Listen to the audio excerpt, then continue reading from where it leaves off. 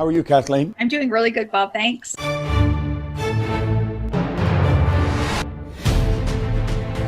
I created a version of myself that was powerful and successful and loved and beautiful in the body that I am in now. What would you say to Kathleen 2 years ago? Wow. I was making $3,000 a month in my online business when I started studying law of attraction. And here I am $15 million later in just under 2 years in a beautiful academy to help purpose-driven entrepreneurs create success in their own lives. The dollar amount is just a reflection of the impact that we have made on this world and how many people we've been able to help through courses, programs, masterminds, live events. And that leads us up to the Bahamas, where it's all coming together beautifully and things shifted.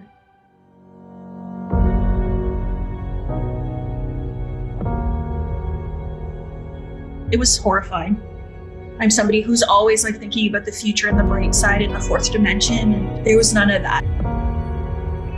But I have come out of this now just absolutely knowing without a shadow of doubt, even more than I knew before, what I'm here to do. It was all part of the plan of preparing me to be able to help more people. Tomorrow starts tonight. This is one life.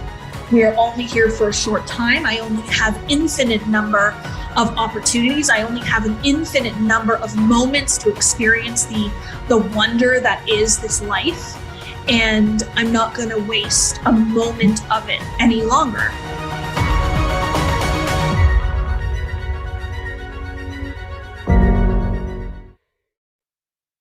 Good morning, everyone, or good afternoon, good evening, wherever you are in the world. We are so grateful to see you.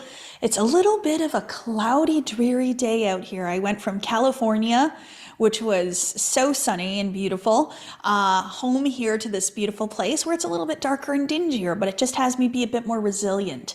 You know, my bright light and my sunshine has to come from the inside out instead of being served to me by the sunshine outside. So it just means we get to move the energy a little bit differently. I am so grateful to be here to talk about the how.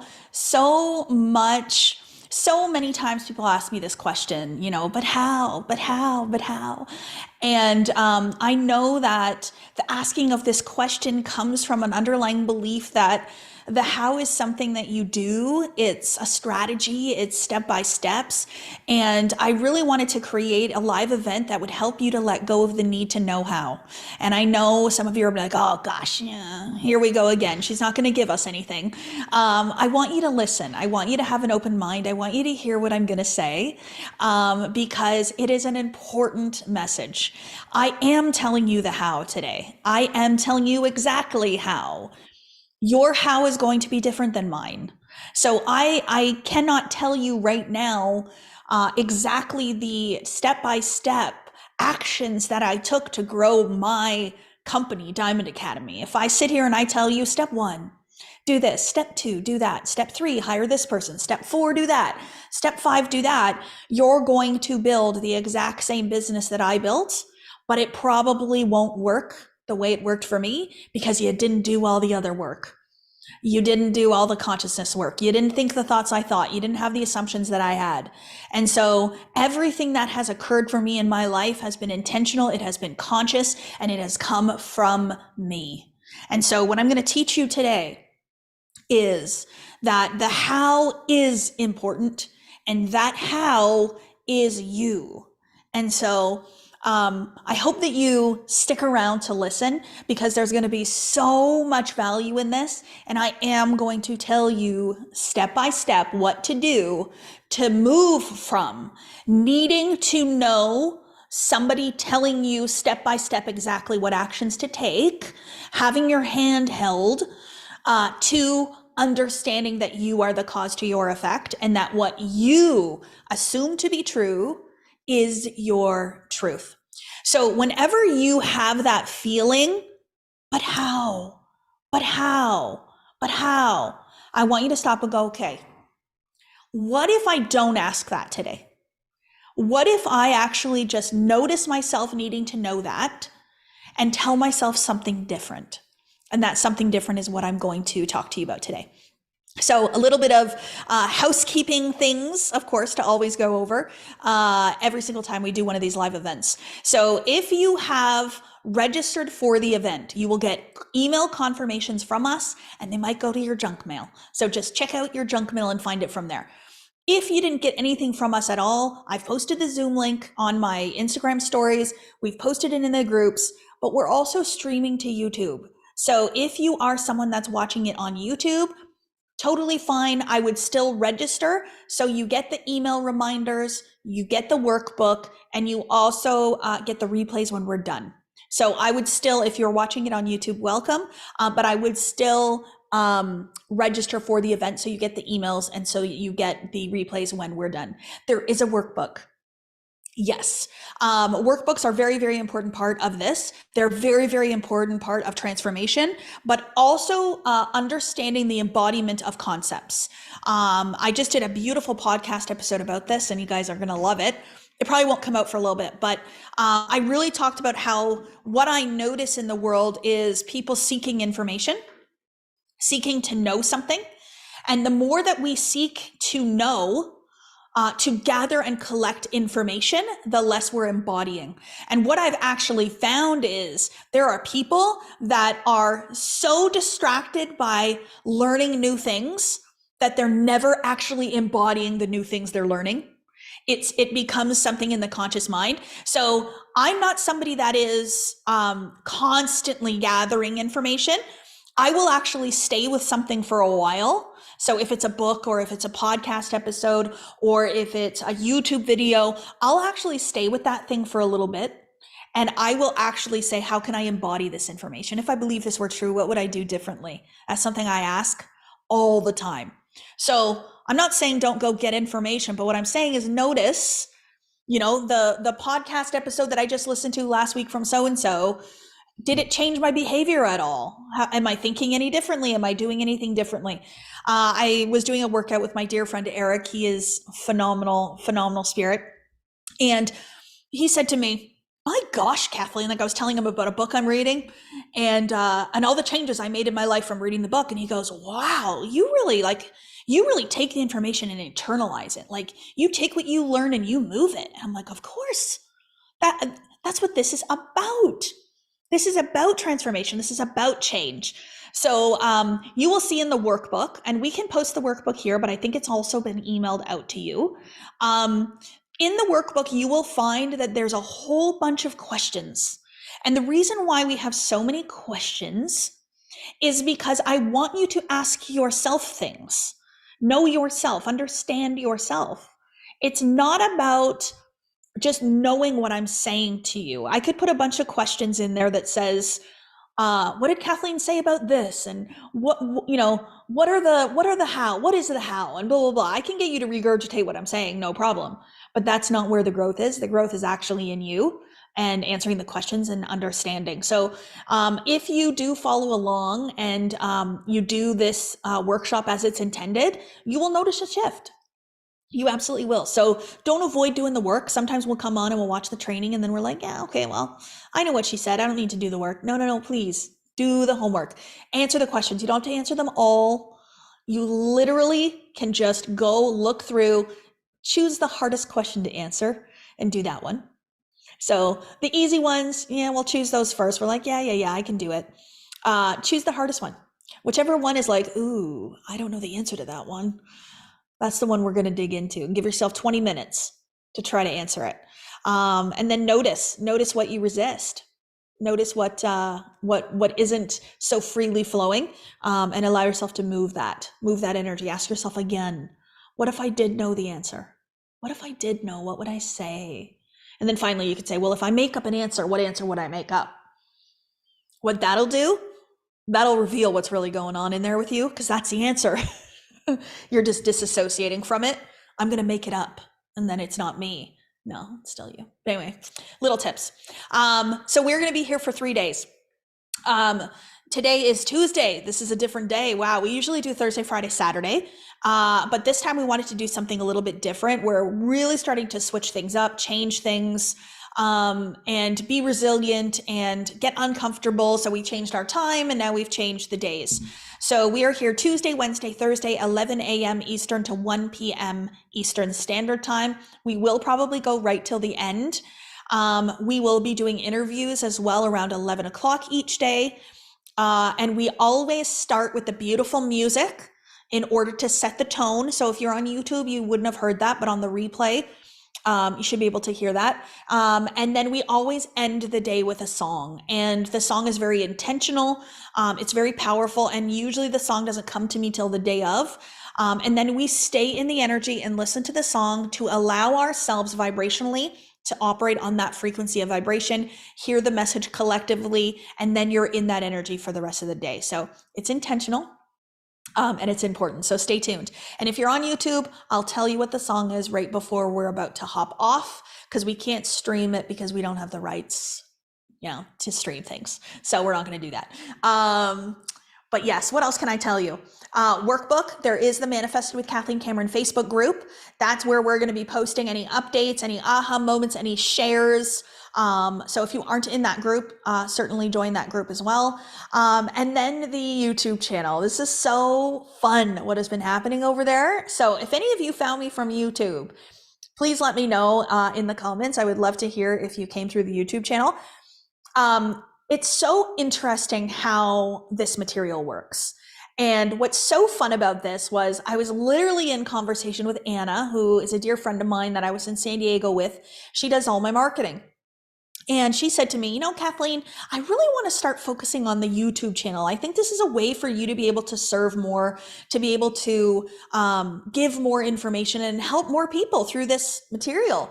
And I said, you know what? I'm open to receive that. I'm open to assist. Let's talk about that. And so we created a little bit of a plan of how we want to start serving a little bit more over on YouTube. And then next thing you know, like her team posts a video like they normally do. And that video just, I don't know, people loved it. And so we got, I think there's 30 something thousand views on that. And we had 3,000 new subscribers come onto YouTube in a matter of like 4 days. I've been working on this YouTube channel for 4 years. And in 4 days, it grew by 3,000 people. So I think it's super fun. And it just shows how important this work is in releasing and removing blocks and allowing yourself to be open to receive. So I spent this past week removing a bunch of blocks, removing things from my life, even letting some things go from the old version of myself that no longer fit in with who I am. And it's so interesting to see such a boost in the world around you from changing within you. And it's just a beautiful example of this work and what we're going to be talking about over the next few days. I also have a beautiful team here to support me. Would my team please raise your hand? We have had some fun little people that try to say they work for me and they're on my team and they're not. So I just want you to know that these are the people that are on my team and these are the ones that will be supporting you. So if they don't have a formal Diamond Academy email, I did not send them. And if they aren't on this call, then they're not supported by me. So you'll see their faces in the Facebook group. They introduce themselves. You'll see them on my Instagram and in my photos and things like that. The House of Manifestation Instagram you'll see too. So check your emails. They will have sent you messages just to make sure you have the link, that you have the workbook, there's anything they can support you with. And I know that they've been having beautiful conversations with all of you. They're here to support you through these 3 days, but let me tell you, it's not going to be just for 3 days. They're here to support you for as long as you desire it, and their vision and their desire is to see you grow. That's what we're here for. We lead, love, and serve in any way we possibly can. And every single one of these beautiful souls, they all started as students in my energy, took one or some kind of course with me, and they've ascended up into a version of themselves that now teaches manifestation themselves and supports you all. And let me say something about this team. They do not shy away from getting uncomfortable. They all step up into that next level version of them. And it's really been beautiful and powerful to watch. So if my team reaches out to you, don't be afraid. They're coming with love and they're really, really supported. So make sure that you hop onto that call if they do offer you one. It's a beautiful opportunity.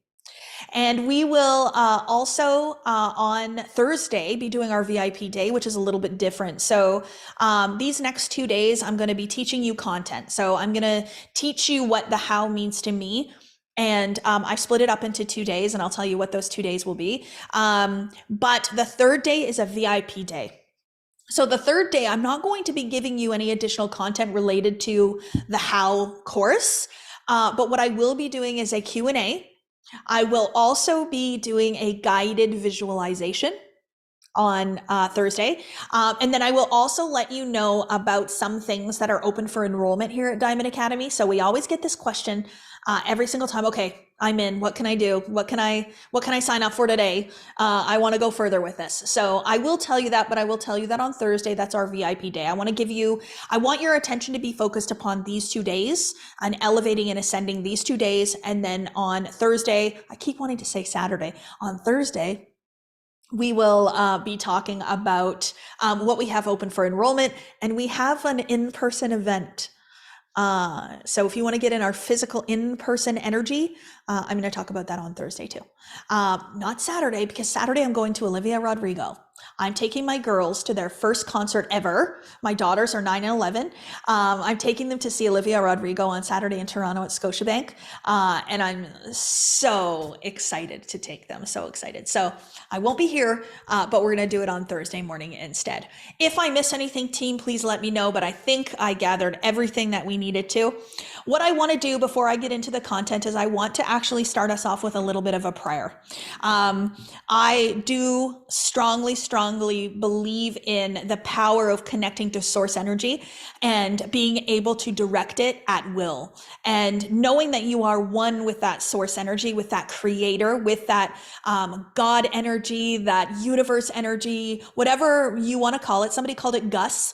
God, universe, source on one of our other events. I'd never heard that before, but whatever language you want to use, we're not trying to influence anybody here, but there is this higher power, this beautiful source energy that is swirling all around, and we want to get connected to it, and we want to be able to direct it. And prayer is one of the most beautiful ways to do it. In Conversations with God by Neale Donald Walsch, God actually spoke to Neale and said, if you truly believe in me, if you truly want to guide me, you don't have to ask for anything. You simply assume that it is given and you say thank you. So the prayer that I want to do for us this morning is a quick thank you. So in Happier Than God, which is one of my all-time favorite books, he has a beautiful prayer at the beginning. It's, I think, not even before it starts. It's even before chapter 1. And I'm going to read it, but I'm going to switch it a little bit for our purposes. He's talking about the book, but I'm going to switch it a little bit. So he says, "Thank you, God. Thank you for this live event, and thank you for this life, and thank you for the wonder of this moment. Thank you for everything that has ever happened to me, is happening now, and will ever happen. For all of it has produced the perfection of this next breath and the glory of who I am now going to be. So thank you.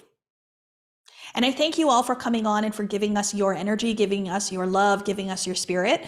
The combined collective energy of doing this together is very, very powerful. So know that your presence here with us is valuable. It is needed. It is important, whether you're on the Zoom or you're watching on YouTube, even if you are watching this on the replay. It is valuable and it is important, and you are changing collective consciousness through being here and through elevating. I read that from Happier Than God by Neale Donald Walsch. Try to get a copy.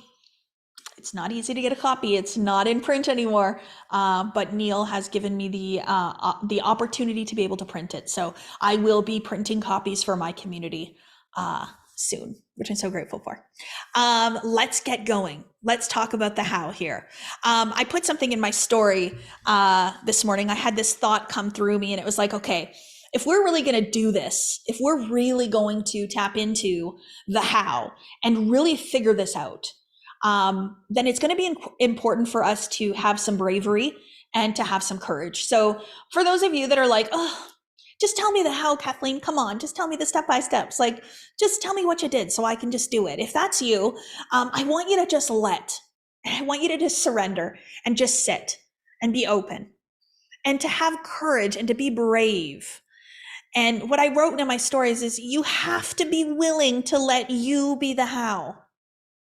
You have to be willing to let you be the how. Okay? And this is a surrender. This is important. The world tells us that there is a plan, there is a destiny. There are certain careers that will make you money. There are certain paths that will do this. There is secret strategies.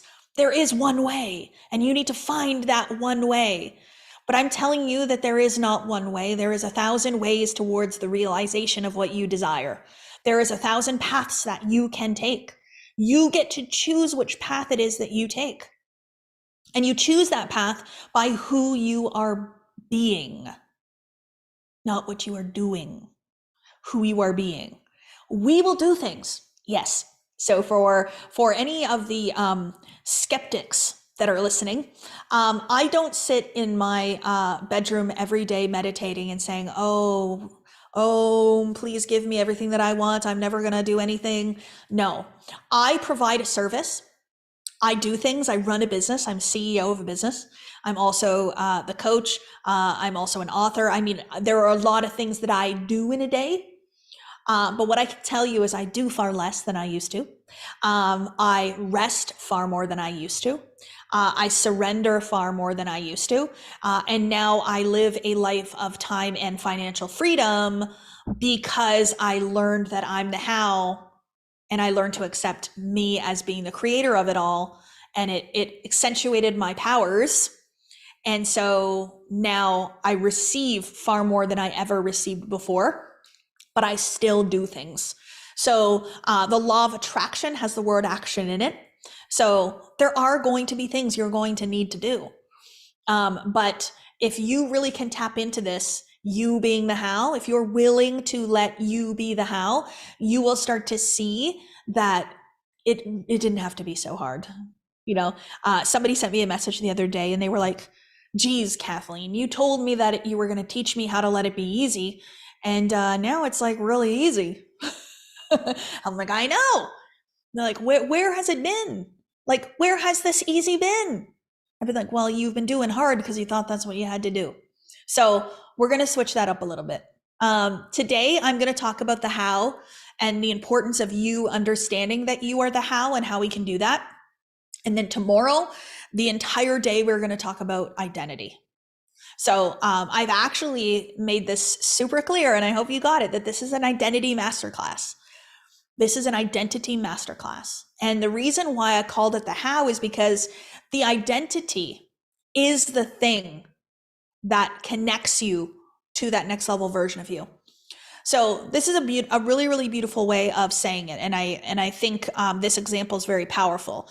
In our beautiful world right now, we have manifestation that's very common, and I love it. I love to see so many people teaching it, doing it, promoting it. There's even like tweens and teens in schools now that are actually like busy manifesting, and they're doing little rituals, and they have crystals, and my girls are starting to collect crystals, and it's these fun little things. And I think it's truly very inspiring and empowering for them because they're being taught that they can influence their future by being a certain way and doing certain things. They have the power over their lives. So it's actually giving them a bit of self-control in their hands, which is really beautiful. But I think that there's some things that are missing. Let me just say some things that aren't really discussed. And so let me give you an example. Vision boards are so good. They're so important. They're so powerful. You create a vision board of this next level life for you. So I would love to have this house. I would love to start this charity. I would love to go on this trip. I would love to donate this money here. I would love to buy my parents a house. I would love to, et cetera, et cetera. But what ends up happening is after we create the vision board, we are excited about it, and then we put it up on our wall, and then we just keep being the same person that we've always been, doing the same things that we've always done. And then we just we visualize what's on the vision board, or we journal a little bit, or we might do some meditations. We start to meditate every day. We might start to write things out, but we don't really change. And so I never shifted from a different identity. I stayed in the exact same identity. It's not going to create a different outcome. It's actually just going to create the same outcome. And I think this is where some manifestation burnout comes from, is where we're missing that piece. And that piece is the transformation piece. And it's actually the most important piece. Like, if I look back on my journey, how many of you, this is the first time watching a live event? If this is the first time, can you just say first time? I just don't know how much I want to go into my story if you've all been on here before, but if we have a lot of first timers, I'll talk about it. Oh yeah, lots of firsts. Okay, so the old Kathleen, let's call her Katie. Oh man, I used to go by Katie until I was like in junior high. But Katie was insecure. She was shy. She was very self-conscious. She actually believed that her body was ugly and that she was disgusting. And I'm not like, I'm being totally honest with you right now, that is exactly how I felt about myself. And so what I did is I sought worthiness and success from getting multiple degrees. So I went and got a bachelor's degree in psychology and sociology. Then I went and got a nursing degree, bachelor's in science nursing degree. Then I went and I got a master's degree. It took me 5 years to do it when I had 2 babies at home, a master's in nursing leadership. Then I went and got another certification in nursing, then another one, then another one. I started piling them on. I had, like, somebody said at the retreat I was at last week, they said, you know, I had more letters next to my name than I had in my name. And I went, oh, yes. I was seeking the validation of what these certifications and these degrees said about me. It was like, well, if I can roll off all of these accomplishments, then I must be accomplished, right? And so I was just seeking outside of me. And I kept getting promotions at work, and I kept going up and up. And when I actually quit my nursing career in 2019, I was a director for the provincial government. It was a high position, and I had worked to get myself there. And I thought that meant something to my worthiness in this world. But what I've really realized is that I did all of this professional development. I did all of this education.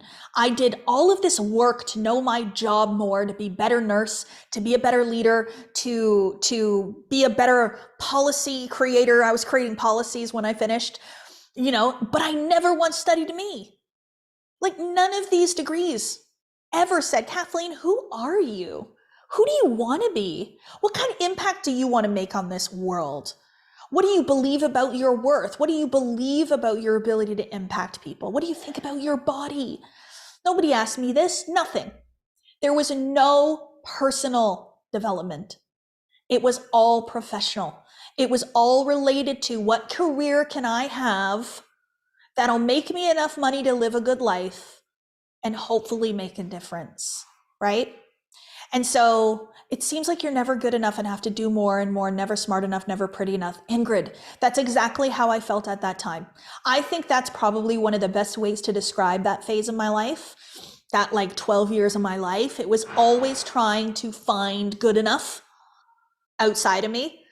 But in 2019, when I started in this work and I started studying this material, I found the good enough was in me the whole entire time. I didn't need to find it anywhere outside of me, that it was inside of me. And so the biggest shift that I will tell you is that Katie, this version before, insecure, unworthy, she took steps every single day to continue to create the same experience that she was having. Not good enough, not enough money, you know, relationships not as good as I want them to be, you know, body, didn't love my body, all these things. And I just kept recreating that same experience. But now I look at the woman I am today, Casey, and I truly am so impressed by the woman that I have become today. There are things that in the past 4 years have occurred in my life, events, circumstances that have occurred in my life that I have been so resilient through, that I have become stronger through, that I have grown through, that Katie couldn't have handled, to be quite honest. There are things that, good and bad, that have been so life-changing and so transformative that every single time I elevate into another version of me. And the woman that I am today is so excited about service. about being here for all of you, about you all feeling what I'm feeling, because it feels good to be in here now. And it didn't feel good to be in here before. I did not feel good in this body, in this human experience. I have had moments in my life where I have been so depressed that I didn't know how I was going to make it another day in this world. And now to be here, I have a different kind of tears. The tears that I have in my eyes now are through gratitude and for love. And I can't imagine not being here in this body and in this world. That is a big shift.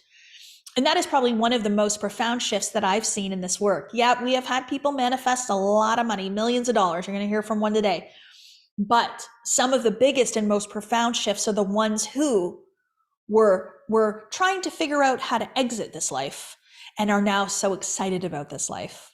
That is a big, beautiful shift in the importance of this work. So whatever you're seeking, it might be that you're seeking more money, you're seeking better relationships, you're seeking health, self-love, business growth, whatever it is that you're seeking, it's all here and it's all in you. And this event is going to be here to be able to support you in that. But it's a transformation. So Kathleen, that was insecure, that didn't believe in herself, she made about $100,000 a year. That's the impact that she made. And that's what the exchange was. But now Kathleen over here, who is in the service of millions, and Neil said to me, Kathleen, it's not that you want to, it's that you're meant to. I said, okay, Neil. So I am in the service of millions.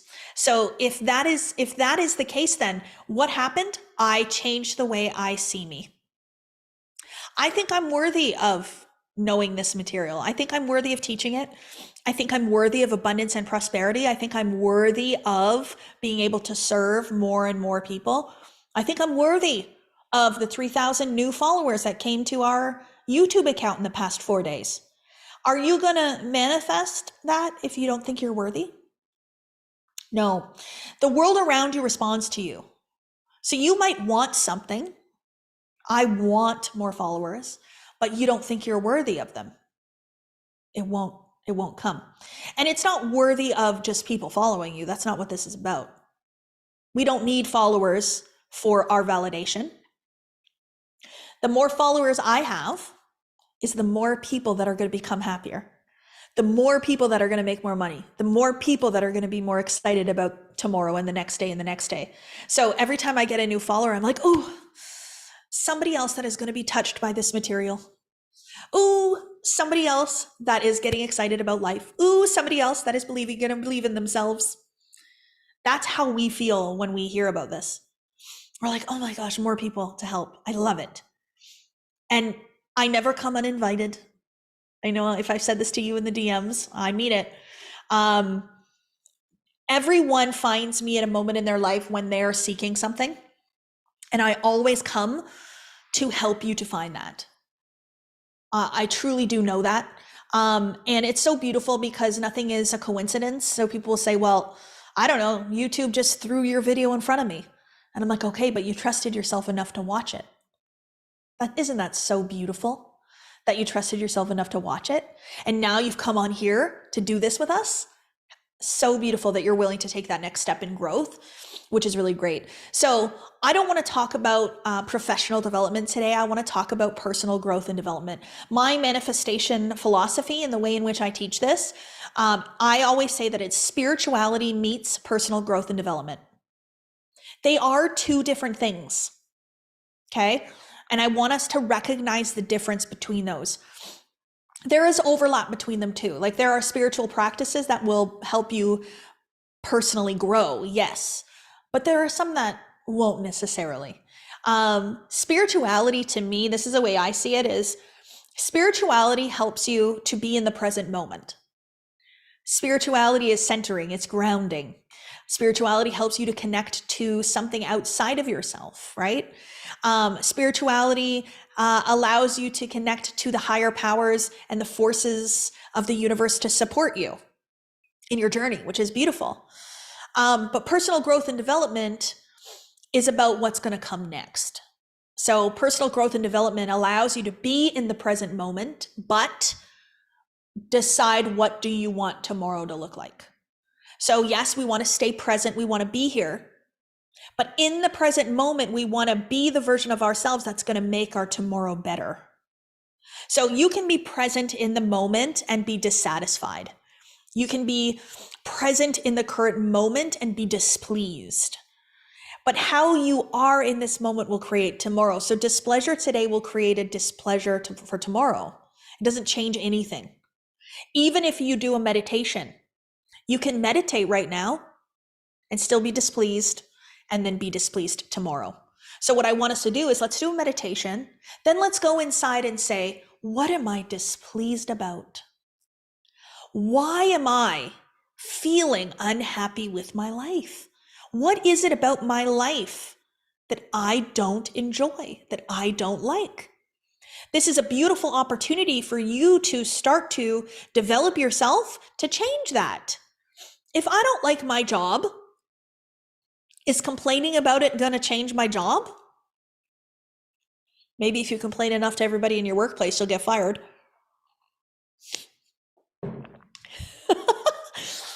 But no, it's not going to change your job. So let's stop complaining about our jobs and let's start asking ourselves, who do I need to be to get the next best job?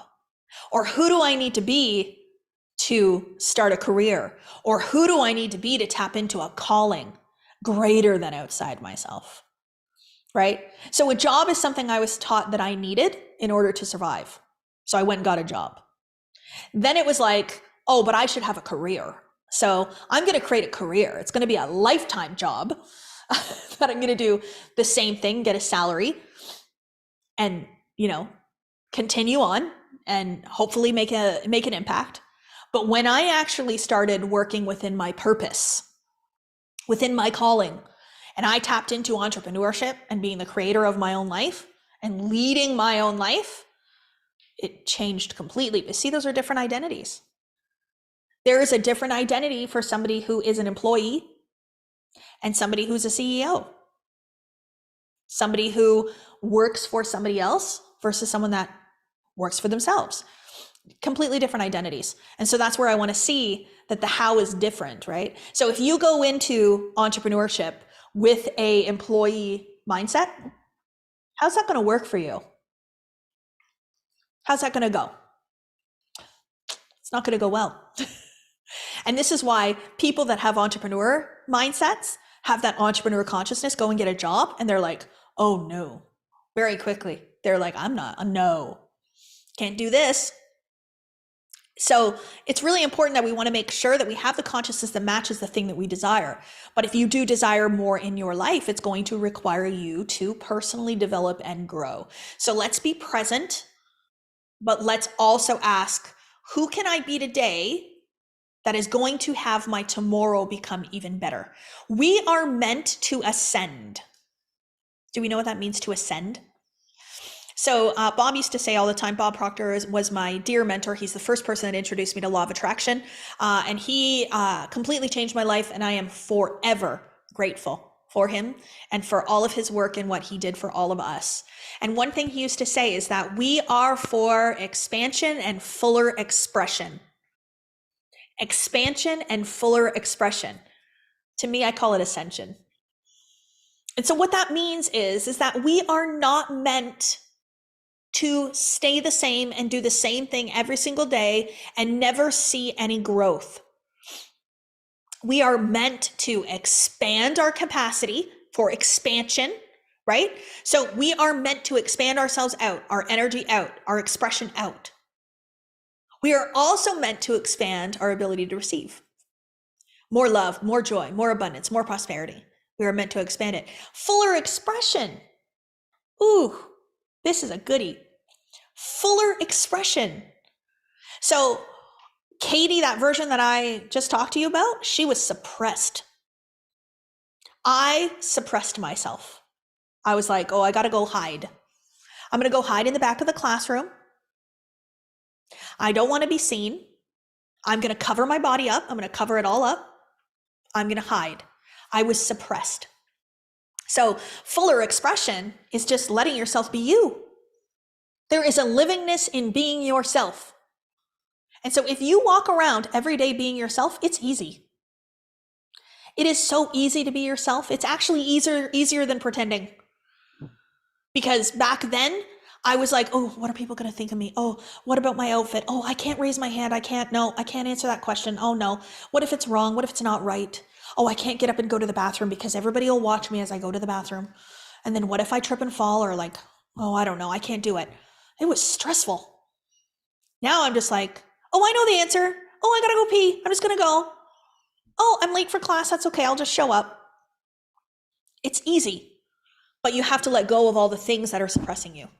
So all the things that people said about you, all of the beliefs, that's what we're going to talk about with identity, is how to move you from that suppressed state to the fully expressed state, fully expressing yourself.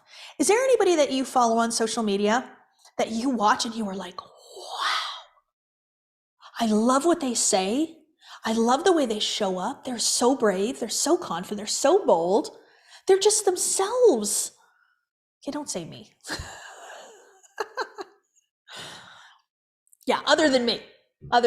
Yeah. And so what's really, really happening there is that you're observing their self-expression and you're loving the way they're expressing. You're like, wow, this is so beautiful, so light. Oh, it's so fun to watch. And so anything you see outside of you is available to you. You're seeing it because it's part of you, right? So the fuller expression piece is within you. It absolutely is within you. So I want to give you a fun example today. Okay, so I want to give you examples, and I want to give you some analogies to really help you to see about this idea of the how, right? So let's think about completing a puzzle, right? So when you open up a box to complete a puzzle, there's a picture on the box, and the picture tells you what it's going to look like when it's done. So you know that as I'm starting to put this puzzle together, I know what the end result is. I know what the end picture is. So this is your vision board, let's say, in this example. So if you've done this work and you've created a vision board, you've decided what you want for your life, that's the state of your puzzle, is your vision board. So let's sit down and let's use the analogy of this puzzle. Then we sit down to create this puzzle. What do we do first? Listen, we're going to get some interesting answers here. I know there's multiple ways to complete a puzzle, but what we tend to do first, most people, not everyone, will do the frame. They'll do the outside, right? So you'll find the edge pieces because they stand out a little bit. Collect those edge pieces, and you put the edges together first. Some people start smack in the middle, and that's okay. I think they just like a more challenging journey, and hey, it gets to the same place at the same time. But most people do the edge. So I think about our identity as the outside edge. So when we build a really, really solid identity, self-concept of who we are. So we look at that picture, that vision board, and we say, okay, who do I need to be to live that life? To have that impact in the world, to have that house, to go on that trip, to start that charity, to donate to that event, to take my kids on this trip. Who do I need to be? And so what you'll see is you will likely see multiple opportunities for you to step up and elevate into a different version of you. So you might say, okay, she's bold. She takes risks. Or you might say, he's disciplined and consistent. She really believes in herself. She knows that she is worthy of everything on that vision board, et cetera, et cetera, et cetera. So tomorrow we'll go more in depth about what would be in an identity that would match what you want for your life. But I just want to give you that example. Somebody can't hear, but I think everybody else can. I think there'd be like multiple people saying they couldn't hear if that was the case. So the example then that we do the frame, right? So the identity creates the frame with which you do. What piece goes in the puzzle next? After you have the frame, what do we do? Is there a specific order that all the pieces go together? So let's say it's 1,000-piece puzzle. Is there piece 1, piece 2, piece 3, piece 4, and a specific order with which the puzzle goes together? No. So what do? You pay attention and you just start putting it together as you go. I know you guys are talking about like patterns and colors and all that kind of stuff, but step back. What you're literally doing is you're going to put the puzzle pieces together as you go. And you might be over here for a little while, then you might move down here, and then you might be over here, and then you might go over there. So this is life. This is how we build our dream lives. We literally create a vision board, we build the identity of the frame, and then we move towards it, and we just be guided about which piece goes into that puzzle next. So if you're looking for somebody to tell you piece 1 then goes into piece 2, and piece 3 goes into piece 4, and then this, and somebody to sit next to you, that is not how this life works. And the puzzle is a beautiful, beautiful example of this. You are guided by yourself to put that puzzle together. And when you sit down to do that puzzle, if you start second guessing yourself and it's taking too long, you will walk away from it. You'll be like, I'm out of here. I'm done. Goodbye. Not going to do this anymore. It's not working. I can't put it together. And you'll walk away and you'll stop the puzzle. But what most people will do is they will leave for a little while and they will come back. They will leave for a little while and come back. They will leave and they will come back. And so what is the leaving for a little while? It's rest. It's recovery. It's meditation. It's visualization. It's the feminine. It's the spiritual work. It's allowing yourself to have fresh eyes to come back to it, right? But the puzzle is complete. It is done. And all you have to do is keep going back to it. Keep deciding that you're going to complete this puzzle. And it is inevitable. It is inevitable. How do I know? It's a universal law. So the perpetual transmutation of energy says that energy is perpetually transmuting into form, thought into things constantly. If you can see it in your mind, you can hold it in your hand. Yeah, right. I didn't believe that at first. I was like, yeah, right. And then I started studying more, and it was like, every single thing that is in our physical observed world, every single thing that we see in front of us started in one place in the mind. Everything. It was an idea. I would say that the idea was planted in the seed of someone's mind through God, but every single thing was an idea in someone's mind first. That source energy met with that idea and moved it into the physical form. Source energy met with that idea and moved it into the physical form. That's what we're doing here. We're taking source energy, merging it with our ideas, and moving them into the physical form by completing the puzzle. So every idea that is held in the screen of the mind will manifest into the physical form by law. It's true, guys. I keep seeing it over and over and over again, and it's happening to you already. It's just likely the things you don't want, or it's the things that just keep showing up in your life over and over again. I keep getting in arguments with my spouse. I keep seeing the same amount of money in my bank account every single month. I keep hating my job that I've always hated and keep going back to it. You're just recreating because you're working from the same idea of you. The same idea of you. So you're recreating. So there is this other thing that happens then. So we've created the identity piece. It's the frame around the puzzle. And now we're beginning to put the puzzle together. Have you ever just been like, this piece looks good. I'm going to start with this one. Where did that come from, that thought? Intuition, maybe? Yeah. So people that want to know the how, the step-by-step roadmap, tell me exactly what to do, they don't use their intuition. They're not guided by their intuition. I am so guided by intuition. Darcy, you will remember this. When I first started this, when I first started teaching this material and I started in this business, I started a chat called Kathleen's Intuitive Hits. And so anytime I had an intuitive hit, I'd be like, oh, just had an intuitive hit, guys. So it had my team be like, oh, I should trust my intuition too. And then we were all having intuitive hits all the time. I'm going to do this, I'm going to do that. The thing is with your intuition is that it will guide you towards whatever it is you're focused upon. So if you're focused upon abundance and prosperity, you're focused upon growth and ascension, you're focused upon serving more people and helping more people, you're focused upon having amazing relationships in your life, you're focused on attracting that perfect person into your life, your intuition will guide you towards that. And then you trust it. But if you're focused upon having no money and there's no good men out there and all of my relationships suck and everybody hates me and I'm not good at anything, what's your intuition guiding you towards?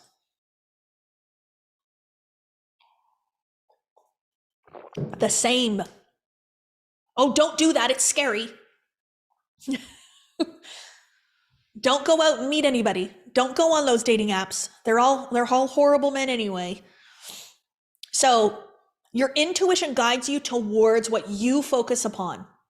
And your intuition isn't going to try to save you.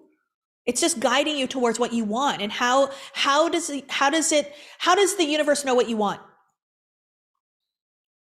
Can it read your mind? Quite literally, it does, actually. I've never thought about it this way. This is funny, but it actually does. Because how you feel in every single moment is your vibration. It's your energy, right? So when you feel sad, you're vibrating low and slow. When you feel happy and excited, you're vibrating high and fast. The universe responds vibrationally because the universe is vibrationally. It is a vibration. And so it responds to you, right? So you tell the universe, you ask for what you want through how you feel. Many of us are like, I feel sad, but I want to be happy, universe. But the universe just says yes to how you feel. It's not a substance that is like, oh, hold on a minute. She feels sad, but I think she might want to be happy, so I'm going to send over happy things to her. It doesn't work that way. So you got to be happy to attract more happy. And this is where it becomes this beautiful rolling energy. I have experienced the rolling energy many times in the negative. And you will have experienced this in many people in your life. So if you find a very negative person in your life, you can notice that as soon as something goes wrong in their life, they're like, oh, and then this is wrong, and this is wrong, and this goes bad, and look, nothing's ever good. So the one negative emotion spiral to another one, spiral to another one, spiral to another one, and then eventually they're in this like negative spiral, and they're caught up in the storm of their own thoughts. Right? But we want to do that in the positive, right? So let's get ourselves into a positive rabbit hole, Nicole, right? So, oh my gosh, did you see so-and-so just did this and was just successful with this? And then I noticed this person winning over there. And then this person over here is winning too. And then I saw this sign that means maybe I'm winning too. Boom, boom, boom, boom, boom. And then when you're really happy and then you go and you treat the cashier in the grocery store with kindness, and then she smiles back saying, thank you for being so kind. It becomes this rolling positive energy instead of negative energy. So let's go back to this though. Intuition is part of the how. It is part of the how. And the intuition that you get and your ability to act upon it depends on who you are being. So if I want $100 million Kathleen intuition, I got to start being like her. I got to start thinking like her. I got to start showing up like her. And then when my intuition hits, I'm like, oh, I got to do that. I got to talk to this person. And it might not even be intuition. It might be opportunities. So you might be invited out to go for a dinner, and that dinner's in 30 minutes, but it seems to be working out perfectly. So you're going to go. This happened to me when I was in Malibu. I was 30-minute drive away from the restaurant, and I had plans, and the plans got canceled. And I got introduced to somebody who introduced me to somebody else. And that person was like, can you meet me for dinner in 30 minutes? My plans just got canceled. And I was like, yeah, I can be there in 30. And I went. And I know that this person is now a connection and an opportunity that $100 million Kathleen has now made. I know it. It's so beautiful. It's the start of something really special. So These are the things. There might be opportunities. There might be meetings. There might be events that you're invited to. There might be business opportunities or investment opportunities. There might be networking events that you get asked to go. Somebody says, you know what? I feel like you should know so-and-so, and they'll introduce you to so-and-so. Well, do you take the meeting or not? Right? So this is where we really, really want to shift that. I wouldn't be giving out your phone number on the Zoom, in the Zoom chat. I saw somebody give out their phone number in there. Let's not be doing that. That's not safe. I don't think the Zoom chat is on YouTube though. But let's not be giving out our personal information on here. You don't have to apologize. I just don't think you want your phone number out there. I wouldn't be giving mine out, that's for sure. I remember one day on my Zoom, Bob gave out his phone number. And this is probably why I'm saying that. Bob gave out his phone number. He gave it to Ricky, Deborah's husband. He said, Ricky, call me. Here's my phone number. And so many people called him. I was like, oh, Bob. But I mean, you know, if you could get a couple minutes with him, why not? Okay, intuition. I want to talk about this idea of guidance as well, though, right?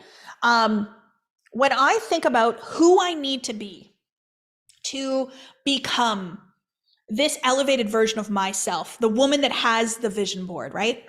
When I think about her, she is guided. She is guided. And if I'm not guided, then what am I? Alone, doing it myself, all by myself, right? So I really want to be on this journey where I feel like I am being divinely guided. How many of you ask for guidance? How many of you ask for guidance?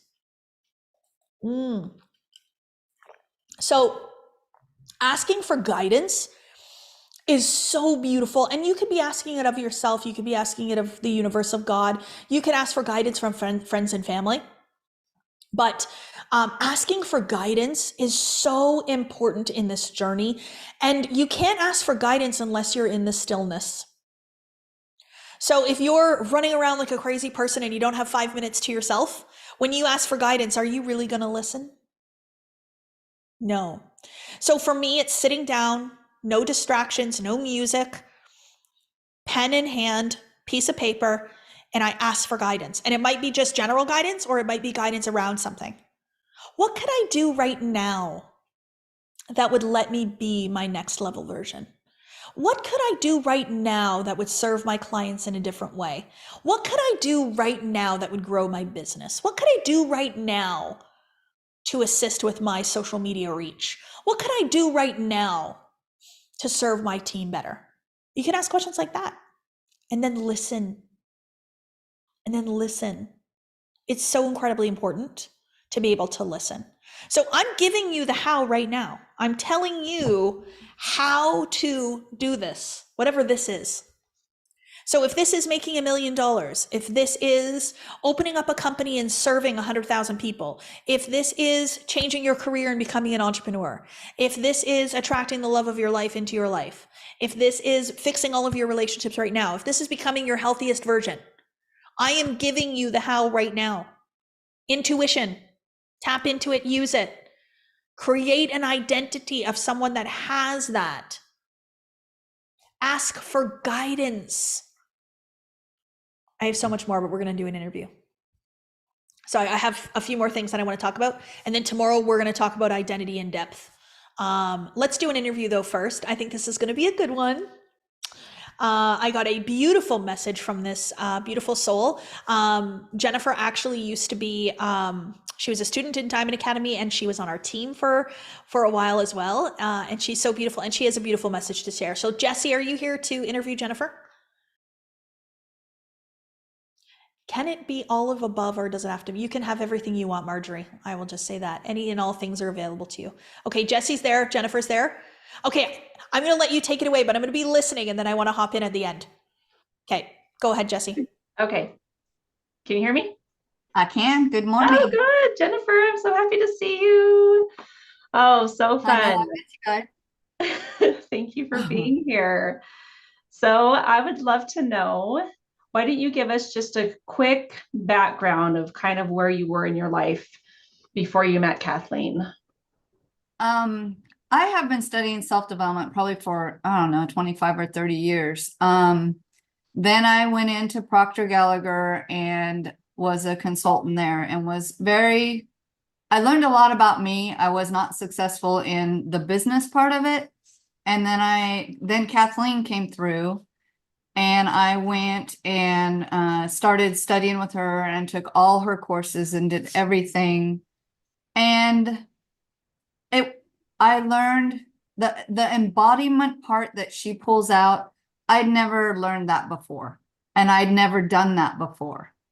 I think a lot of my learning, I was unconscious competent, what people say, because I could manifest things, I could feel things, but I was never really wholly happy, I guess I would say. And then when I started studying with Kathleen, and it just all kind of was like dominoes falling into place.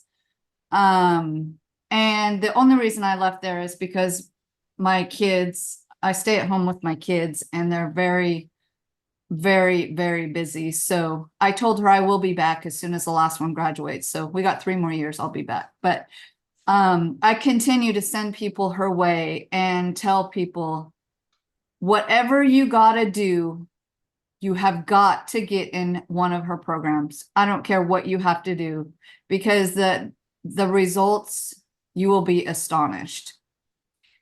And today I'm going to tell you about a lot of money that I manifested, and it's a lot of money. And it was so funny because I sit in the shower this morning trying to figure out, okay, what do I say? What do I say? And I'm like, okay, I'm just going to let God guide me. I'm going to let my heart guide me. And I was in the shower and I finally figured out, because this story, y'all, is going to be crazy. It's going to blow your mind, because it blew my mind. And it's sad and happy, very sad, very happy.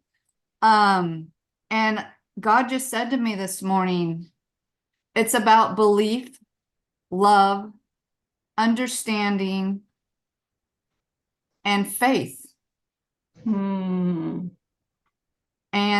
And just learning, and it taught me so much more about me. So everything you do, it's not about the money, it's about everything else getting you there. So that was my big aha this morning. It's gonna make me cry. Okay.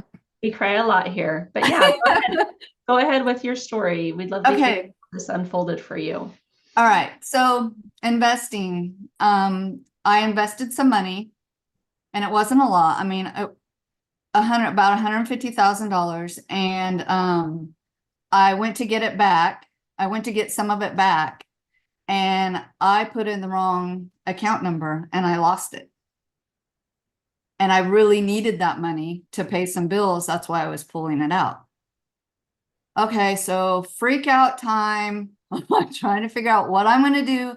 How am I going to pay these bills? And just total went meltdown.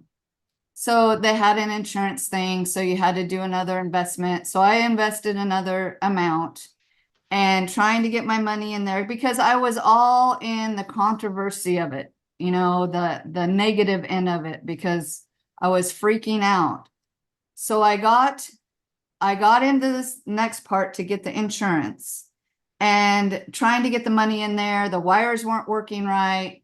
And so they said, okay, we have another investor that are always standing by that will help you out, because you had to have a certain amount in there to get the investment rolling. And it was a week investment.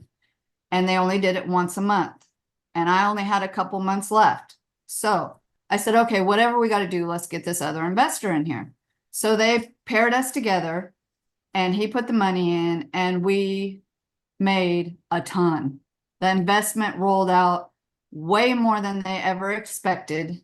So we ended up with $9.6 million in the end. And we only put in he put in a couple million. I only put in a couple $100,000. So then comes the part where you have to pay your taxes to get the money out. So I paid my taxes. Well, he was short because he didn't expect it to be that much. He was like, crap, I don't have the taxes. So we're trying to find the money, couldn't find the money. And then of course, my spiral kept going because my mind was in the wrong spot. So I lost the insurance money, but I still made like 200% of my initial investment, right? So I'm like, all right, whatever. Let's just get this done. You guys, he got killed in a helicopter crash going to the Super Bowl. I was devastated. I don't really know him. He just paired up with me to do this investment. He has no next of kin. And he put me as a benefactor on the money. I just got $9.6 million. Wow.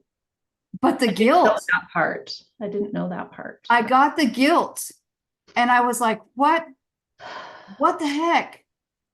And that's where it came to me this morning, because I had a lot of guilt over it. But he chose me. He invested in me and he chose me. And whether it was me or you or you or you, he chose me. Because of what I was putting out. I was living in the $1 million gen. I would look at things and say, God, the lottery, $327 million. What would I do? I would do this. Every day I would see a number and I would live that number. And it just came to me this morning. That is where it came from. Living in that. And yeah, it's not what I would have chose, but what happened with him would have happened anyway. I just happened to be there. Jennifer, thank you. I feel your heart so much. And so yes, so I at first I was like, I can't do this. I felt guilty for taking it, and then I talked to the owner of the company, and it was a big move for me. But she just said that's the way that he set it up, and he has nobody else. It was just him. He has no family, nobody. And when he signed the papers, that's what he chose. So there's a couple things you said I'd love to bring out. This whole time you've been living in the identity of Jennifer the millionaire. Like, would you say as you look past over the last year or two, you keep thinking those thoughts? Yes, and more, and I spend more, and and Kathleen did say to me when I messaged her how I just casually said $9.6 million, like it was not a big thing. And y'all, it really isn't. It's a number. It's a tool. And Kathleen has always said that. And it's true. It's not about the money. It's about me learning belief in me and me learning faith in me. And whatever I want is out there for me. Yes. Just like all of you. And I would have never, ever learned that without being with you guys and Kathleen. Never. And after I left for a while and was trying to work, with my daughter after I left, I missed the family. I missed the faith and the belief. And that's when I came back, and I came back into the family and decided once a month, it doesn't matter what it costs. What you get out of this is beyond anything you could ever spend. Jennifer, thank you so much. I had a memory too. Can I share something that came up for me as you're talking? So several years ago, we were in the same course together. And I remember, like, you were so supportive of me, and you lifted me. And I remember one time we were having a conversation, and we were both kind of stuck, like moving through some of junk and letting go of emotional anger, resentment. We were trying to work through those things. And I don't remember exactly the conversation, but I remember we were both kind of stuck in the muck. And things weren't happening as fast as we wanted. I think that was what it was. But then to look at you now, I was like, what would you tell yourself back then, like today, if you could give yourself some advice? I would say keep studying. I study every day. I'm on 2 study groups every day. I do that, and whatever Kathleen has available, I am on. Keep studying and just let go. Because it was all Be going to work open. out. Yes, be open. And it not only affects you. My husband, when we met 29 years ago, he did not believe in God. He can't see him, he can't touch him, he didn't believe in it. Now, he is amazing. And he hasn't done any studying. It's just me saying and doing, and same thing with my kids. And he said to me when this was all going on, he's like, you know better. I'm like, what? He goes, you know better. Why are you doing this to yourself? You know it's going to work out. And it was meant to be. I know it's a sad thing. I mean, but it was meant to be. So stop. And I'm like, okay, whatever. So yes, it doesn't just affect you, it affects everyone you love. I mean, and and my kids, they make great decisions, and they are happy, and they are healthy, and they are wise beyond their years. Some of the things they say, I'm like, where did you hear that? She's like, Mom, you always say that. Oh, okay. So it doesn't just affect you, it affects everyone you love and everyone around you. And if you're on the fence, jump off and jump in with Kathleen, because you will not regret it. I don't care what you have to do. I don't care if you think it's all the money you have. It will work out. It always does. Thank you so much, Jennifer. I know Kathleen wants to say something, but there was one last thing. I know Kathleen always says, think about yourself 5 or 10 years from now. Are you really going to be mad that it took 6 months instead of 3, or 2 years instead of 1 year? Like, are you mad that it took 2 years instead of 1 year? No, it's the journey. That's really been key for me. If something is not happening according to what I think it should, or as soon as I want it, but then you let go, and it comes always. Universal law. Mm-hmm. Okay, go ahead. Wow. Jennifer, I didn't know the whole story. So this is powerful. This is a very, very powerful story. I want to say that you said something, and you probably said it 3 or 4 times. I'm going to try not to tear up. He chose me. You said that 3 or 4 times. That's actually something. So I haven't shared this, but I will say this because, Jennifer, I have moved the energy of almost $30 million in the past 4 years. And with moving that much energy and building a business of that size and having so much when there are people that don't have it, at times it feels uncomfortable to have so much. So I know that feeling, and it can feel like guilt sometimes. It can feel like, why me? And one of the things that really helped me in this process is that I believe that he chose me. Mm-hmm. And that belief has led me to be comfortable having more abundance, to be comfortable and be open to receive more. And when you believe that you were chosen to receive, that you were chosen to do this work, when you were chosen to be the one to be able to impact others, it's a very, very different feeling. And it allows you to move through this world differently.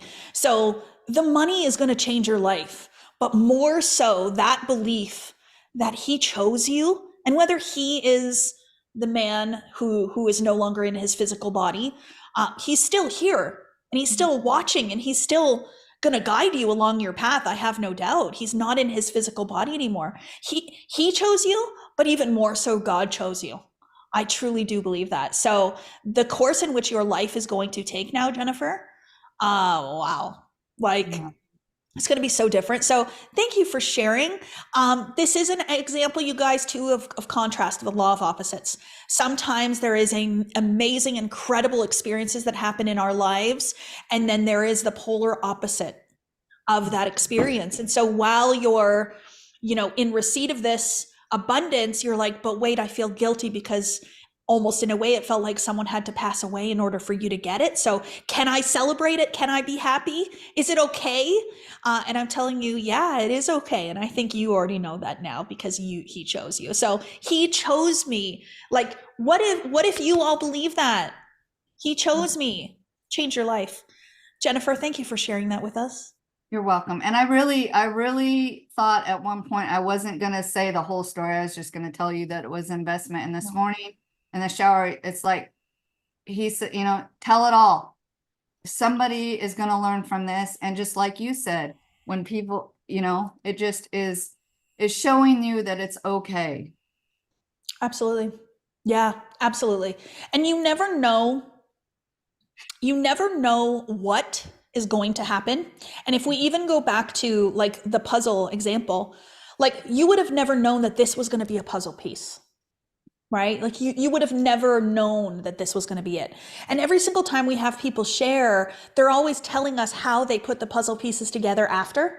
Well, this one led to this one, which led to this one, But when you're standing there looking at the puzzle on the table to put it together, you've got to have trust, you've got to have faith, you've got to have your intuition, and you've got to know that you're the one that's going to put this puzzle together and that you're going to end up with what you see on that puzzle piece. It's really beautiful. Jennifer, I'll see you on the calls, and then I guess you'll be back on the team in 3 years. Absolutely. See you in a couple. Well, and I'm sending people your way, so. Oh, you're so beautiful and generous and caring. And I'm so happy for you. I really am so happy for you and what you're going to do for this world. So beautiful message. Thank you, beautiful. Wow. What a beautiful story. I'm always actually like shocked by these stories. Like as I hear them, I'm always like I actually had my camera back on as she said it, because I'm like, I gotta put my camera on here. Holy cow. Okay, now I'm just seeing myself again, and I don't like that. I like to see all of you. I wouldn't do well with a stream without being able to see everybody. I like to see everybody's faces and reactions and all that beautiful stuff. Okay, but the next thing that I wanted to talk about was trust and faith. And the importance of trust and faith in the how. And isn't it so interesting how Jennifer just expressed that to us so beautifully in such a loving way with that powerful story. And so one of the things that has guided me along this journey is my ability to have faith and to trust. And it is not a small thing. This is actually a very, very powerful thing. I used to believe that faith was something that we have that was tied to religion. So, I have faith in, God, in whatever. But what I've come to realize is that it's far more than just, certain beliefs. Faith is actually a state of being. Somebody's showing me their faith mug there. What does it say?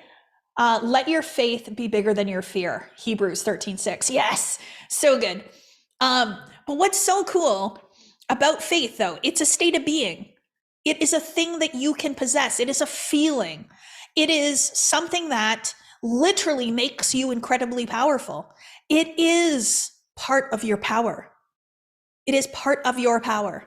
So Robert Russell in God Works Through Faith says, success in its simplest terms is faith expressed in action. So the story that Jennifer just told, she took action in there. You heard her, right? She made investments. She did things. Even when they appeared they were going wrong, she stayed the course with faith and kept going. And even she's conditioned her husband to be aware of her faith and remind her of it when she needs it. Oh, you already know. You already know it's all working out. You already know what to do. Her husband's reminding her.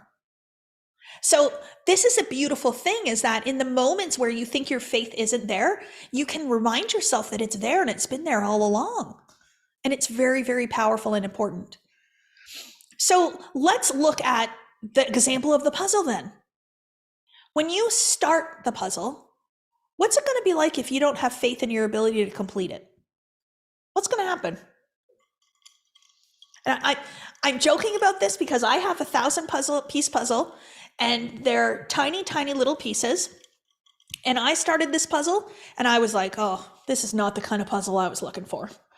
Like I was looking for like an easy one, maybe 500 big pieces or like 250 big pieces, 1,000 tiny pieces. It's so complex. I was like, oh man, whew, okay, I'm up for a challenge. So if I don't have faith in me, am I going to do it?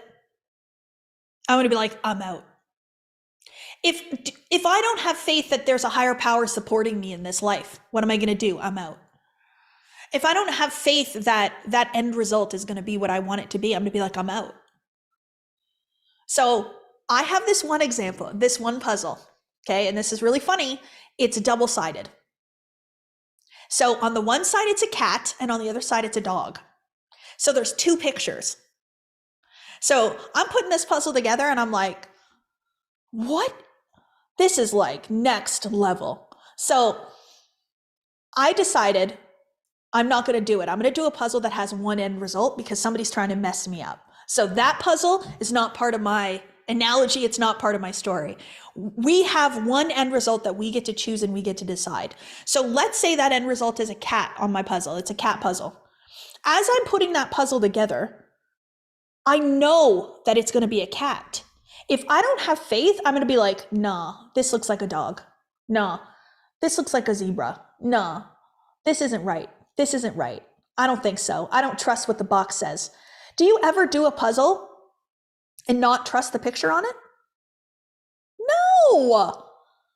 You always are absolutely sure and have faith that that's what it's going to be. So that's where I want you guys to be. So as we embark tomorrow talking about identity, we're going to start to build the outside. And as we start to build that outside, I want to make sure that we are super clear of what that picture is that we're building on that puzzle. So my picture that I am building on my puzzle, $100 million Kathleen, I call her KC. Maybe I'll wear my new necklace tomorrow. I got a very, very intentionally. So what you will see me do very, very often is I have decided what that end result life is that I want to have. That's my vision board. I know what's on it. So I have a house in California overlooking the ocean. Absolutely, without a shadow of doubt. My house, one that I paid for myself. I have travel and trips, and I have a charity. I have a charity on my vision board that I serve those that desire to strengthen their body image. So for me, my body image, the way my body looks, I felt like I was flawed and wrong for all of my life. So I want to start teaching adolescents, youths about body image and how to love their body, love the body that they're in, their vessel, right? So those are some of the things that are on my puzzle, the front of my puzzle, the picture that's going on my puzzle, right? So then I build the identity around it. So the identity is Kathleen Cameron, $100 million company. I call her KC. Eric calls me Queen KC, KC the Queen. And so when he started saying that, I was like, ooh, you're helping me think of a next level version. When you call me KC the Queen, I'm like, yeah, suddenly I'm empowered. Suddenly I'm thinking from her. I'm like, okay. So I thought to myself, what can I do right now as the woman that I see myself as today? What is something that I can do to embody KC? And so I went and got a custom designed diamond encrusted necklace of my logo KC made. And I thought, I'm going to wear her. I'm going to wear her every day and remind myself to be her. So when I ordered that necklace, I was like, didn't quite think I was her. By the time I picked it up, probably 6 weeks later, I put it on and I was like, I am her. I knew it. So that act of getting it made was an act of faith. And it was an act that allowed me to embody her. And so now I have this beautiful necklace that I wear. Just a little example of the things that you can do to embody. So I'm always asking the question, what can I do today to be that identity, that next thing, that next version of me? In the present moment, what can I do? What is the jeweler's name? Okay, Kim. I had to do it in a big way. So $100 million Kathleen doesn't go to any jeweler. $100 million Kathleen, next version of me, goes to the best. So his name is Martin Katz. He was the very first jeweler that was ever on the red carpet. He his jewelry was worn first by Sharon Stone when the movie Basic Instinct was released, was worn on the red carpet. And since then, he has been on every celebrity and every show, on all of the red carpets everywhere. And yes, he has a beautiful showroom on Rodeo Drive. He is absolutely phenomenal. And he custom designed it, and it is the most stunning piece of jewelry. And when I was there picking it up and sitting out on the balcony having a Perrier, his other client, Cindy Crawford, came to visit. And I got to have a little chat with her. So these are the things that happen when you step up into an elevated version. So what if Katie, the nurse that was insecure, that didn't love herself, that hated her body, would she have ever considered an experience like that for herself? No. I would have never been able to relate to it, believe in it. I wouldn't have even gone for it. So the version that I am today, this woman that I have remembered, because hey, this powerful, confident version of me has always been in here. I've just remembered who the heck I am. Is like, yeah, heck yes, I'm worthy of that. Oh yeah, I'm worthy, of course. So this is where I want to tap. I want to bring this energy out. I also want to give you an example of the difference here. So for those of you that want to know the how a little bit more, I want to give you an example. So when I was in network marketing, and I know there's some of you that are on here from my network marketing days, they know me from then. Like I think of Lee right away. Lee, I went to an event before this business when I was in network marketing, and I met her in person, and now she's in the Millionaire Program. But back then, I believed I was a certain way. I had a certain identity and beliefs about myself, and I acted in that way. I was an expression of who I believed I was in that moment. And I was okay at recruiting. I was one of the better recruiters on my team. But I would recruit maybe 6 people a month into my business. So what that means is I have a business opportunity. If you come and I coach and mentor you and train you, I get an override of everything you bring in because I'm your leader. So I would bring in about 6 people a month into my business, and I would sell, maybe 1,000 to 2,000 in products every single month. And I did pretty good. And then I started in this work. Okay. I used to send about 10 messages out a day to meet new people. My whole thing that I wanted to do back then was I just wanted to get into conversation with people. If I can talk to you about my business or my product, this is how I can serve, is just being in conversation. So I reached out to 10 people a day. That was my goal, 10 a day. Then I get into this work and I start studying myself and I start changing my identity. So I start being more confident. I start believing in myself. I start believing I'm a really great leader and I love to sell. I start believing that I love to recruit and I'm a master recruiter. I started to think to myself, wow, you are so good at recruiting. You're recruiting 1 new person into your business every single day. Look at you go. Like I started to behave like her. So what happened to me vibrationally? I went from like this low, subtle vibration of like, yeah, maybe I can do this, to this, oh man, I'm powerful. Look at me. I'm the best. I can do anything. Like my energy was just like so much bigger. My whole Taurodian field just expanded and expanded and expanded. So those 10 messages that I sent out every day, I didn't increase them. I didn't say anything different. I didn't study sales and then go in and do it. I didn't change and do all these different scripts. I didn't say anything different. I did the exact same thing, sent 10 messages. I started recruiting a person every single day, and I held it every single day. So that's from 6 a month to 30 a month. Was it doing something different? No, it was being someone different. And that's a beautiful example. So let's say today you're about to go and launch something like an e-commerce store or something online, and you're about to do it and you're ready to go. I would ask you to ask yourself, who am I as I'm launching this?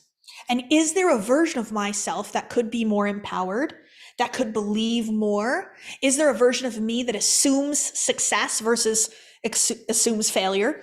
Is there a version of me that could be higher, elevated as I launch it? Because the world responds to you.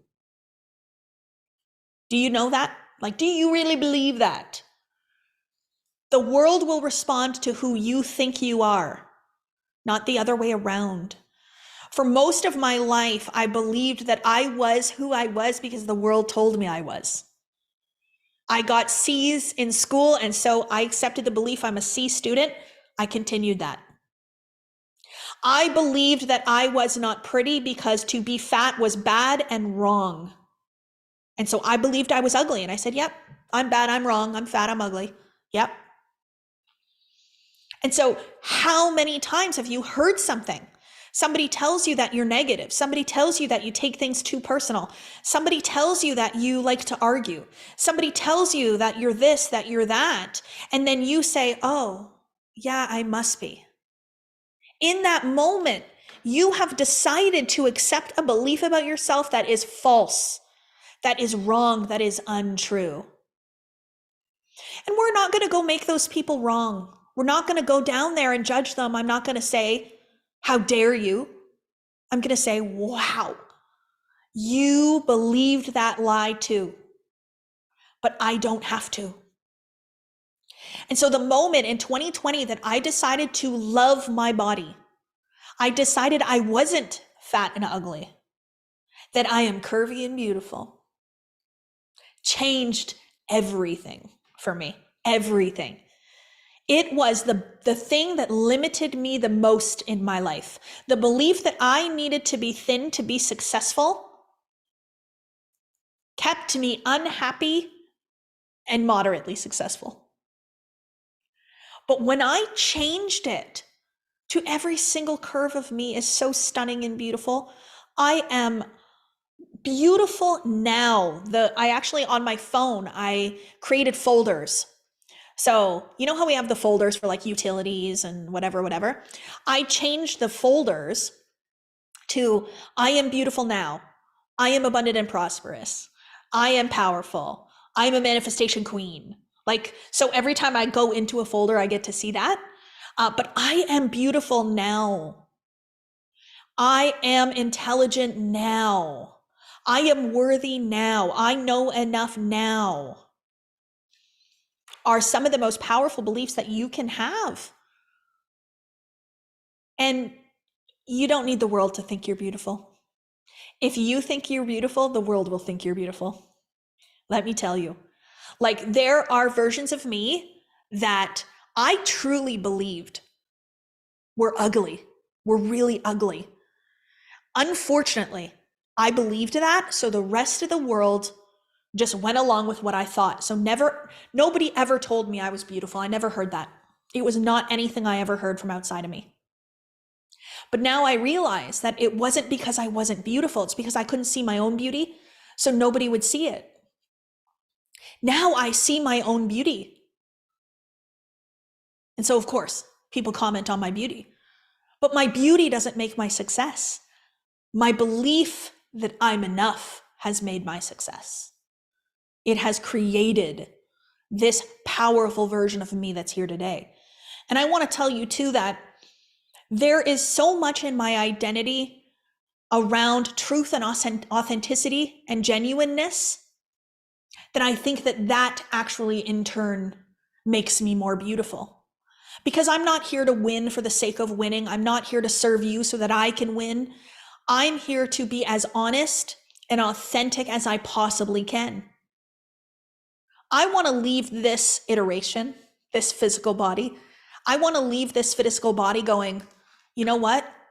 I was good and honest while I was there. And I served and I helped as many people as I could from a true place of service and love.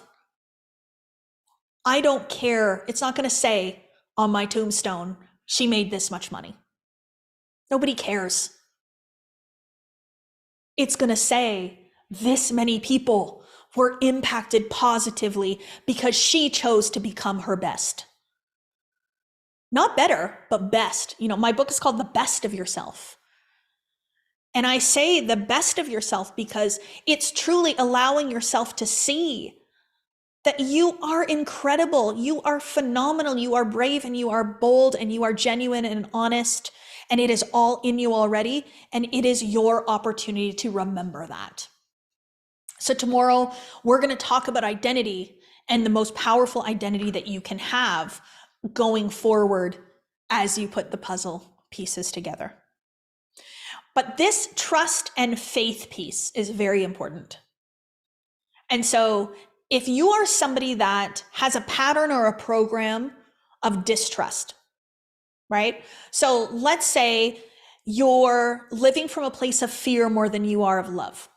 I used to believe that faith and fear were opposites. I don't believe that anymore. I think fear and love are opposites. You are either in a state of love or you are in a state of fear. And if you are in a state of love and you're coming from a loving perspective for yourself, for others, and for the world, then you do things out of love and you react less. You'll find you'll be more responsive instead of reactive.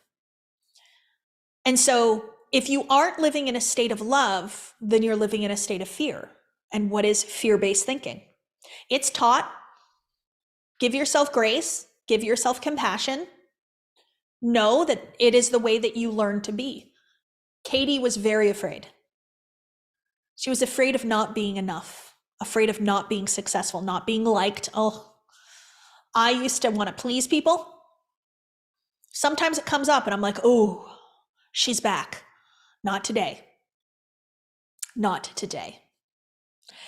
So all of those things were fear-based. They were fear-based thinkings, not love, but out of fear. And when you are in fear of, it is simply because that is your natural state of being due to the patterns and the programs that have been piled upon you. So you might have had a mother that was really afraid. You might have had a father who worried all the time. You might have had a grandma who was like, oh, I got anxiety. I'm anxious. So we learn how to be in these ways. But the beautiful about it is that you can unlearn and reteach yourself to not be in those ways. And, somebody said something to me the other day about their personality. You're like, I have a personality. And I'm like, okay. And is that set in stone? And they were like, well, I think so. I'm like, what if it's not? What if that personality can be changed? And they're like, okay, I can get on board with this. And I'm like, in your ability to be flexible about your personality is where you're going to be able to change that, right? So change your personality, change your personal reality. Who sent me that? Somebody sent me that. It might've been Tommy. So powerful. Change your personality, change your personal reality. So you don't always have to be in fear. You don't always have to be in worry. You don't always have to be in anxiety. You can actually choose to experience a different state of being. So somebody asked the question, how do I move from fear to love? If you don't know you're in fear, how are you going to move to love? You won't, right? So self-awareness is the first step to say, you know what? I think that I'm afraid right now. I actually think that I'm worrying about something right now. You know what? I'm actually feeling anxious right now. I feel stress right now. I feel tension right now. And to allow yourself to notice and observe. Can you be a witness to yourself? Do you know what that means? To witness yourself, to observe yourself without judgment. This was powerful for me at the beginning because I was so caught up in the doing and the trying to be successful, to win, to be better, that I actually couldn't observe myself. I couldn't be a witness to myself. So I started to observe. Don't judge, just observe. Do we know the difference? Okay, so let me give you an example. COVID, right? So COVID came. That's the observation of it. COVID was here. The judgment is, it was here and it was so bad it ruined my life. Is that everyone's experience? No. Okay. Let's use a less controversial example, the rain, right? So when it's raining outside, the observation is it's raining. What comes next is my judgment of it. So, oh, I'm so excited it's raining. My plants need the water. Versus, oh, I hate the rain. I don't want to walk in it. This sucks. Two different experiences. Those are the judgments. So the observation then is just to be a witness, just to observe. So what would you write down right now? Without your own personal judgment, what would you write down? It's raining right now. Outside is wet, right? So we really want to just become an observer and become a witness to ourselves, to our lives, to what is going on. So it might be, I got in a fight with my mom today. Oh, I got in a fight with my dad today. Oh, my sister's mad at me today. Then we look back and we go, oh, what's the pattern? What am I noticing about me? What am I noticing here? That I'm in conflict with the closest people in my life. Why would I be in conflict with the closest people in my life?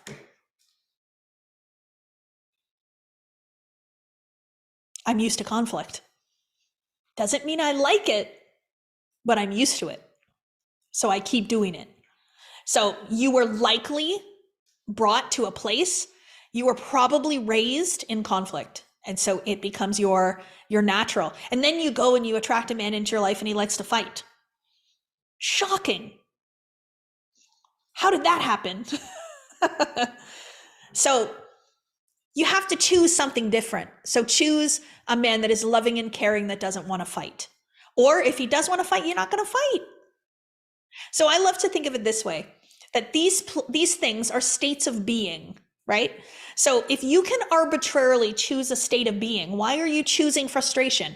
Why are you choosing stress? Why are you choosing busyness? Why are you choosing worry and fear? Let's choose a different state. So what if we choose to be love today? You choose to be love. I am going to be love today. What would we do? What would we do different? How would we behave differently? Right? So does it happen when you are in joy that you choose conflict because that is what you are used to and you don't understand the joy? Absolutely. So if you have a pattern and program of conflict, when calmness and easy relationships comes in, you're going to be like, "Ooh, I better start a fight." And this is unconscious. So this isn't the conscious mind going, "I'm going to start a fight." Unconsciously, you're like, "Oh, this is uncomfortable. This is too easy. I'm going to start a fight." A lot of people do this with money. You're used to having no money. You're in lack and limitation. So then a bunch of money comes in and then you're like, "Oh no." And you will go back to no money and you'll make that money go away. You'll get another bill come in and that money will all be gone because you're not open to receive the new. So what we want to do then is we want to choose the new, but you got to be aware. So you got to know, I have a pattern of conflict. So every time I feel like I want to start a fight, I'm not going to. I have a pattern of lack and limitation. So when money comes in, I'm going to celebrate it. I'm going to be open to receive it and I'm going to allow it to stay and I'm going to feel abundant and prosperous. This is the difference. So if we want to choose a state of being of love, what would we do? If I'm going to be love today, what am I going to do right now? If I'm going to be love today. If I'm love today, I'm going to tell all of you how much I love you. How important you all are. How powerful you all are. How much love I have for you. I would look myself in the mirror and be like, "Damn, Kathleen, I love you. You're amazing." I'm going to be in gratitude. I'm going to be in prayer. I'm going to send messages to people to say, "You know what? You're important to me. Do you know that? Do you know how important you are to me?" Or send a message that says, "I believe in you. Do you know that?" If I'm in a loving perspective, when somebody gets upset with me, I'm going to say, "Oh, I absolutely did not mean to hurt you or to offend you or to say anything. Let's work it out and talk it through." Instead of, "But you said this to me." We're going to answer with love in a loving perspective. So if I'm going to be love today, when I go to the grocery store, I'm going to say thank you to the person that helps me. When I go get a coffee, I'm going to say thank you. You really, made my day today. When I go places, I am constantly thanking people for their assistance and their guidance. I was with somebody in Malibu and this person was like, "Wow, you're really overkilling the thank yous." And I'm like, "Yep, I sure am." They weren't used to it. And then they're like, "Oh, it's because you're Canadian. You guys are all nice." I said, oh man, I have met some mean Canadians. Don't fall for it. No. But truly, I'm joking. We are very kind. But there is some very, very kind Americans that I have met. Very, very kind. So it's just a little thing. People think that we're really kind, but we can be. But this is what I'm talking about though. When you exist as love, what do you do differently? What do you do when you're being fear? What do you do when you're being fear? I don't like to go to the negative, but I think you guys will be able to answer it much better than you can answer the love one, which tells me that you are in fear more than you are in love, which is why you're here hearing this message, right? Protective mode, you're in fear or stressing. Stress is not something that you have, stress is something that you do. That'll change your way you show up, that belief. Fear is powerless, perpetuating fear, doubt. You go clean when you're in fear.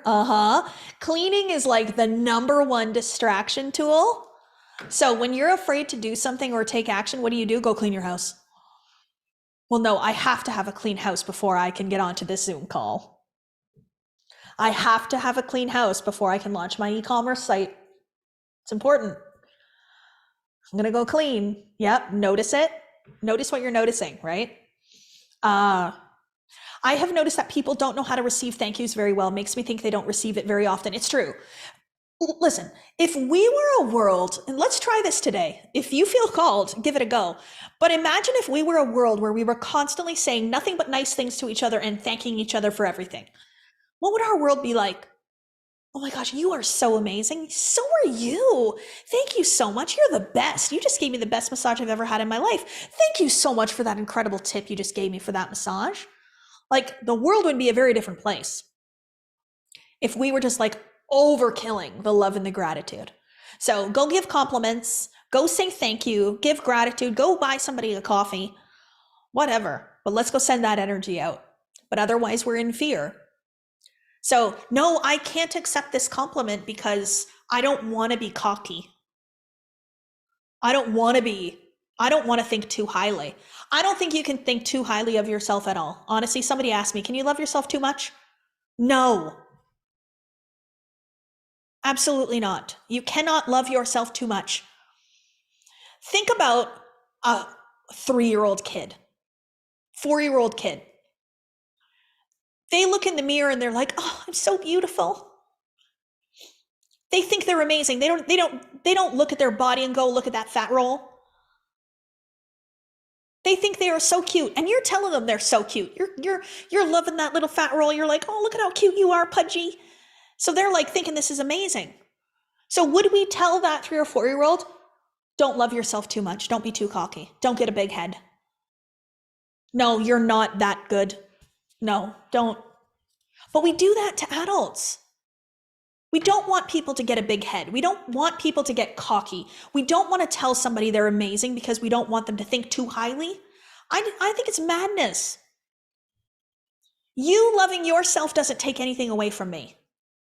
So if you step into your greatness and you realize your potential and you go change the world, my life will change for the better because of it. I will be impacted positively because of it. So you can't give too many compliments. You can't say thank you too much. You can't be in too much gratitude. You cannot love yourself too much. You can't love others too much. Somebody told me I love really hard, and I said, yes, I do. Thank you. I'm proud of that. I'm really proud of that. Sylvia, you are looking so beautiful. You just came up onto the bottom of my screen there. You're looking so beautiful. See, when you start to talk about these things, it comes out of you. When we say somebody's cocky or full of themselves, what are we saying? What does that mean? That person has a big ego. You're actually not sensing their confidence. You're actually sensing the lack thereof. And you're noticing that they're looking for outside validation and they're like puffer fishing. They're like, ooh, I'm insecure, but I want everyone to think that I love myself. So I'm gonna go like this and show, but I'm actually not. I'm actually hiding. So when you are feeling that discomfort, notice that you're likely noticing their inauthenticity. Don't judge them for it. Have compassion. Have compassion. So I think about it this way. When I started to really love myself, I don't offer anyone criticism. I'm not going to you and criticizing you. I'm not saying bad things. So if somebody is, if they're coming to you with criticism, they're not being kind, they don't love themselves. Have compassion. Have compassion. Okay, we are running a few minutes late. We got to do our song to end it. There is homework in the workbook. So please do the homework. I would also say be loved today. That would be your homework too. Let's go give compliments. Let's go give love. Let's go be generous. Let's just let our love and our light shine from today. The impact that you will make is so good.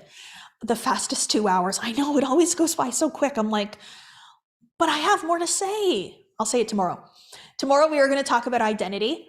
If you feel called to share on social media, please just tag me. I would love to reshare you onto my social media platforms. And if you are registered, you will get the replay sent out to you. So don't worry, you will get it in your email, but it's also on YouTube under live videos. It will always sit there as well. If you need to speak to the team, can you email info@diamondacademy.ca? info@diamondacademy.ca. Get in touch with my team, please.